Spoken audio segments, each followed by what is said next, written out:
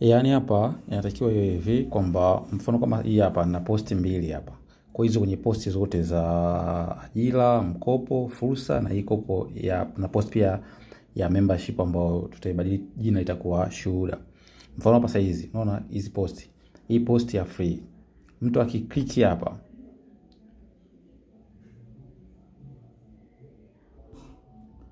Mtu akifungua hapa read more.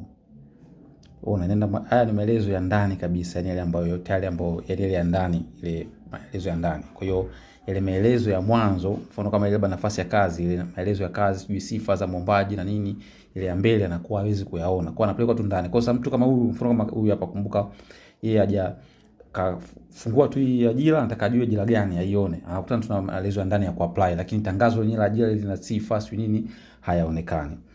Kwa hiyo ukija kwa mfano sasa hivi hapa, ukija kwenye upande wa ajira ya paid, mtu akiklik hapa akifungua inampeleka nayo kwenye maelezo ya ndani, yani haimpeleki kwenye maelezo yale ya nje kwanza, kwa sababu huyu mtu tayari ameshafanya nini, huyu amesha subscribe.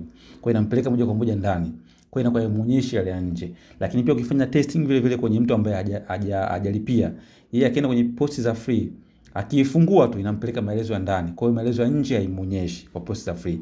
Ila akienda kwenye posti za paid, akikliki anapata maelezo yale ya nje kama kawaida. Anayaona yale, labda tangazo la kazi 1 2 3 hivi na hivi. Akikliki ile pale continue pale, inampeleka kwenye page ya malipo. Vizuri tu.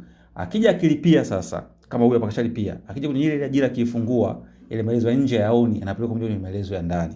Kwa hiyo inakuwa changamoto. Kwa hiyo inatakiwa yani ile ibaki vile vile. Weza amelipia hajalipia. Yani hivi kwenye free posti mtu akifungua pale, akikuta mfano kama hapa akaona hiyo kupata kazi hiyo ajira. Akiklik hapa ku read more, ianze na maelezo ya nje aielewe kazi hiyo, alafu akiklik ile continue inampeleka maelezo ya ndani. Hiyo kwa posti ya free.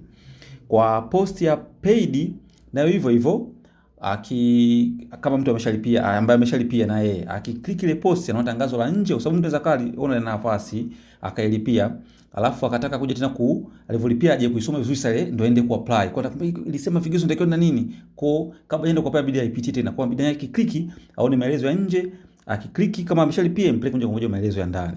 Kwa ambaye hajalipia sasa ndio yeye akikliki inamuonyesha maelezo ya nje, akiklik continue kabla hajaona maelezo ya ndani impeleke kwenye page ya malipo.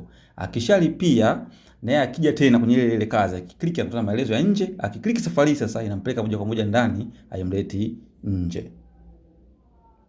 Kwa hiyo ndio tutakuweka hapo. Kwa sababu kuna hiyo error hapo.